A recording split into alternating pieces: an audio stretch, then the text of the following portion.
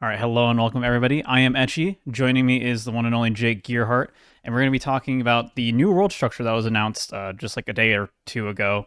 Kind of different from last year's. I know last year's, we've known this for a while that there's not going to be a day two buy anymore. In the past, if you did well enough, you got like top 16 in your region or something like that, you would just kind of skip day one completely and jump right into day two, and now it's a round one buy instead.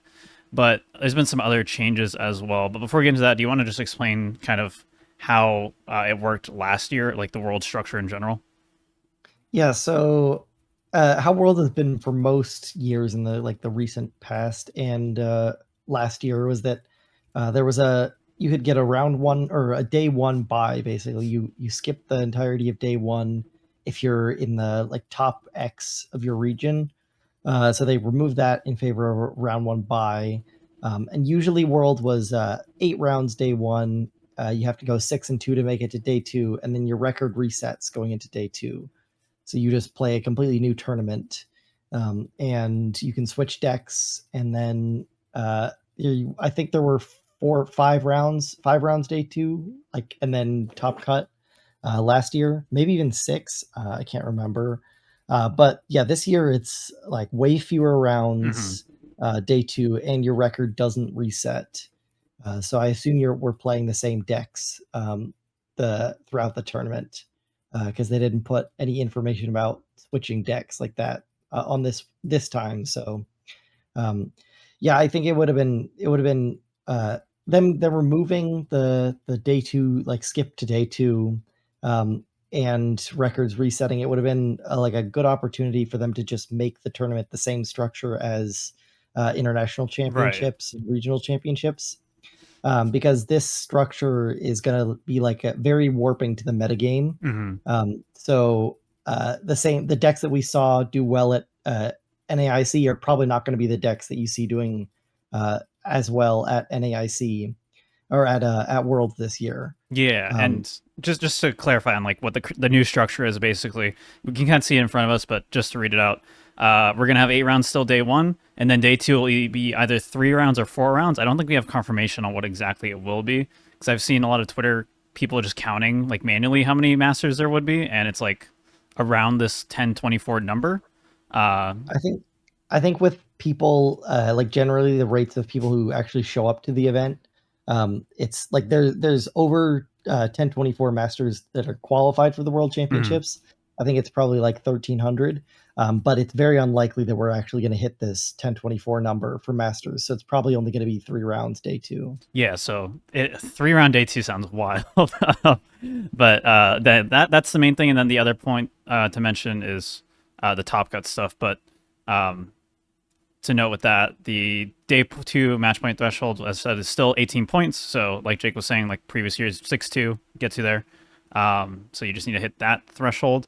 And then the other thing is the asymmetrical top cut single elimination bracket for the top eight top cut. So um, where do you want to talk about, like, where do you want to start with kind of either talking about the asymmetrical top cut or just like general strategy for how to deal with this weird format? Yeah, I mean, like we can talk about asymmetrical Okay. cut a little bit to finish out the structure thing. Like, so there's some debate over whether or not this is a good change, but effectively, what it means is that if you have the same record, the same number of match points as the person in eighth place, you're not. There's no bubble out. Like the bubble doesn't work the same. It's not based on resistance. Um, so you basically uh, if you have the same record as someone in top eight, you play against someone in top eight for the spot. Hmm. So if there are two people, if place eight, nine, and 10 all have the same number of match points, then the player in eighth place will play the player in ninth place for a spot, and then the player in seventh place will play the player in 10th place for a Okay. spot.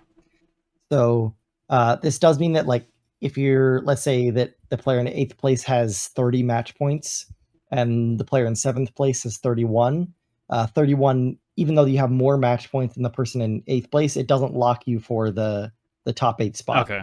So yeah, you're still going to have to play against someone with 30 match points for the top eight spot, which is some one thing that people have complained about. Because like if you're in sixth place, you could be in sixth place by resistance, and still have the same match points as player in 7th place, but have your spot guaranteed. Mhm. But I think this is overall a really positive change because if you really think about it, all it does is like shift the bubble up so that you need more points to be safe from the bubble. But being on the bubble is like not nearly as bad thing. Right. It gives you a chance Where still. You can still yeah, play for it. Yeah. you have control over whether or not you make it in if you're on the bubble. Right. So yeah, you're guaranteed to be able to play for the spot.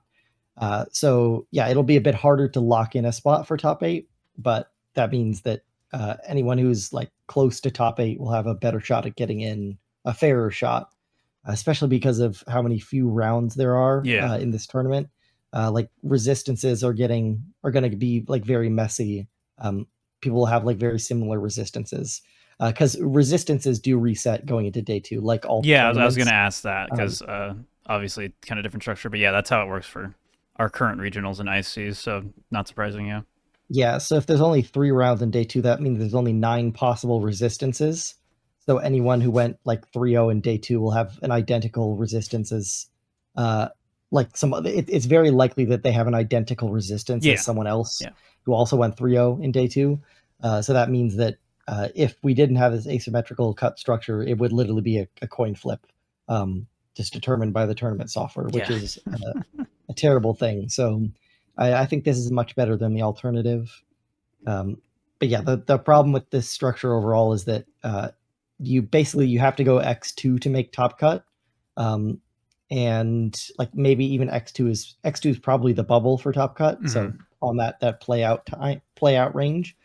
Um, so like tying in this tournament is just like a death sentence. It's almost as bad as it's basically as bad as a loss. Hmm. Like if you go X11, that's better obviously than going X2. But if you're like X02, that's also like slightly better. But um, yeah, like if you get if you get 2 losses, your any tie you have is worthless, which is very very punishing for basically an 11-round tournament. Especially like getting through day 1, Yeah. your ties are as good as losses. But at least like the fact that the record carries over makes it a little better to get ties because at least like a tie day 1 is not as bad as a loss because your tie will still carry over to day 2. Whereas in previous years, if you got a tie, it was like equal to a loss. There was no difference between a tie and a loss. So yeah, this is a bit better, but it's still going to make it so that yeah, tying it all in the tournament is a really bad thing to do. So decks like Gardevoir are going to struggle a lot more in this World Championships, and a deck like Lugia will be heavily favored into like overall just because you can play 3 games. Um, a favorable pick Yeah. to choose for a deck. Yeah. Um, so yeah, anything that can tie frequently, uh, and it's not because like the deck is like people are playing to tie or like you. I've seen people complaining about like the issue with ties is that you're playing to tie in a bad matchup, which is only accounts for a fraction of ties. It's really just the decks are designed to play 25-minute games, and so you usually are on the edge of either 1-0ing an opponent, 2-0ing an opponent, or going 1-1, where you're not going to have time for that last game. Which I think is a like that should be how the system works because it Mm. allows all different types of decks to work. But this means that in this specific world structure, that like ties are just so punishing that uh, yeah, those decks are going to struggle a lot. For sure. I do want to point out here really quickly. It does also say event structure subject to change, so we'll see if there's any changes for that. And there's also no scheduled meal breaks, by the way, just for anyone curious for the Masters players. But yeah, any other tips for players who it's their first Worlds? What for things to keep in mind with this kind of format? Obviously, it'll be the first time competing in a kind of abbreviated tournament like this, probably for a lot of players. Yeah, so I think the biggest tip, like especially for Worlds and a lower round structure, is you should like kind of ignore the metagame a lot for day 1 at least. The metagame doesn't matter because you're going to play against 8 people, um, and the chance that the 8 people you play against are going to match, or the 8 decks you're going to play against are going to match what the day 1 metagame looks like is like not too high. You're probably going to hit something that deviates a lot from the day one metagame. So you're really only trying to figure out what the top players are going to play, what you're going to hit on your win and ends to top 8, your win and end to top 32. These types of things are where the matchups matter. And also you're going to be playing against only the best players in the world.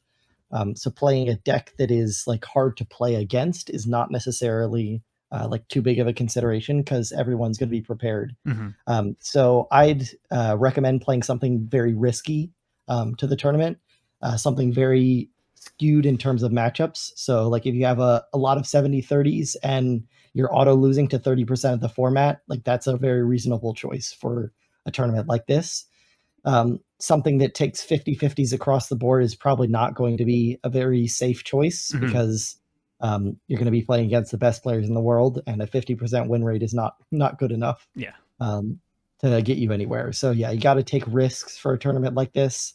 The lower rounds make that more like affordable to do, and also play something that you can ideally finish 3 games with, so that you don't run into ties very often. Especially just like getting out of day one into day two to Yeah. play for those money spots. Yeah, I guess we should mention that really quickly because it's also somewhere on here. Is the actual pricing is obviously a good amount, but it is only go up to top 32. So that is what you're going to be playing for if you're not getting that X2 into the guaranteed top 8 here. So yeah, 50,000 for first and up to still get to 5,000 if you get top 32. So definitely want to make sure you're aware of that and playing for that as well. And I think that's basically everything to cover then for this pretty interesting format. 3 rounds, day 2 sounds terrifying.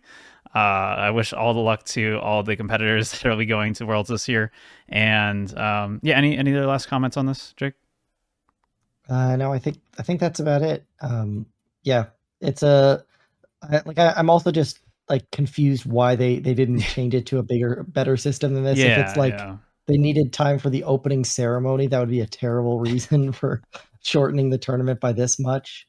Yeah, it's crazy too because Yeah, like I mean I've gone to regionals that fall in this 513 to 1024 size that are the normal 15 rounds of length, no problem. It feels really weird for the biggest, most important tournament to have this abbreviated format, but that is what you're going to be working with this year. So good luck to everybody going to Worlds this year, and I will see you in the next video. Bye bye.